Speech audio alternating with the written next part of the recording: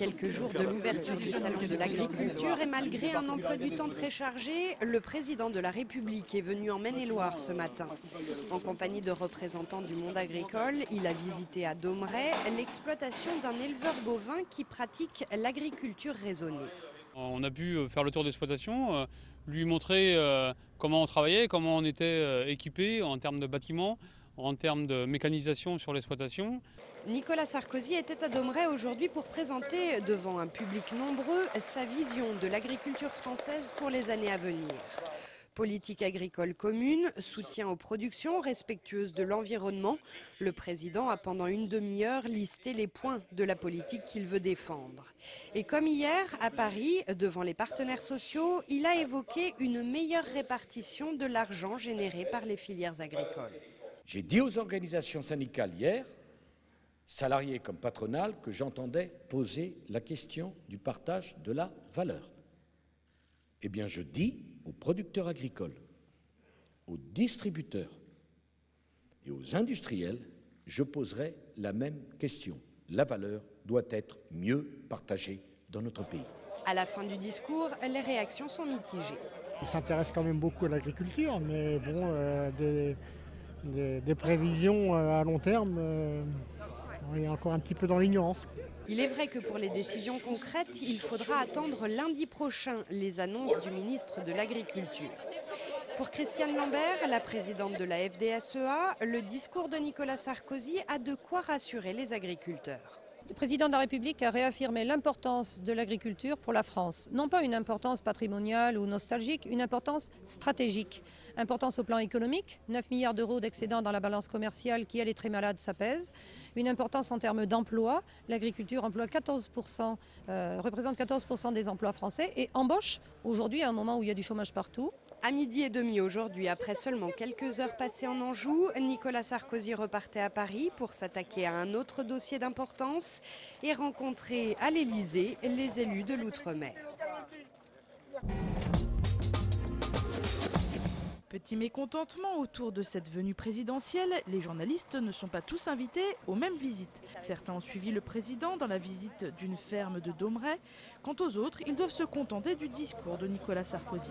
Nous, ce qui nous énerve au niveau local, c'est qu'évidemment, les gens qui partent, ce sont les nationaux, choisis, on l'imagine, par l'Élysée, et qui peut-être n'y connaissent pas grand-chose à tout ce qui peut se passer dans le Haut-Anjou. Et pourtant, parmi les journalistes non invités dans la ferme, il y en a même de la presse nationale.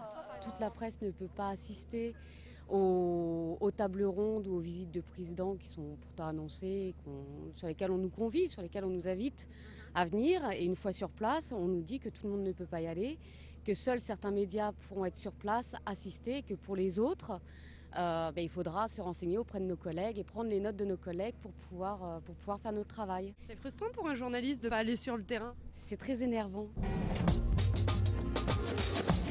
C'est une des traditions les plus sympathiques du Salon du Végétal qui s'est tenu pendant 3 jours au Parc des Expositions à Angers. Depuis 2002, les élèves en BTS Design du lycée Jean Monnet des Herbiers sont en effet invités à plancher sur le monde horticole avec cette année un thème imposé, celui de la plante responsable, respectueuse de l'environnement. C'est un univers qu'ils ne connaissent pas a priori, du coup ça leur donne une sorte de fraîcheur dans la façon d'aborder la question et ça décuple, je dirais, leur capacité d'innovation. Si les élèves de ce BTS Design n'étaient pas a priori attirés par cette thématique, force est de constater qu'ils ont fait preuve d'originalité. Voici par exemple un cache-pot qui respire et qui se transforme ainsi en un être vivant. Solène Guillois et Céline Avria ont quant à elles utilisé de vieux vêtements et des bouteilles en plastique pour leur création. Il y a une doublure à l'intérieur, imperméable, thermosoudée, qui permet de récupérer la terre et l'eau dont la plante a besoin. En fait. Elle est dans des vieilles, des friperies où ils exposent des vieux vêtements, donc surtout Emmaüs, qui ont bien voulu nous donner les vêtements qui étaient invendus surtout. A noter que certaines de ces créations seront ce week-end à découvrir lors de la manifestation intitulée Végétal en fête qui se déroulera à Angers au Théâtre du Quai. Nous prenons à présent la direction de Chalonnes-sur-Loire où le sculpteur Antoine Kulkazi propose depuis quelques mois des stages de fonderie.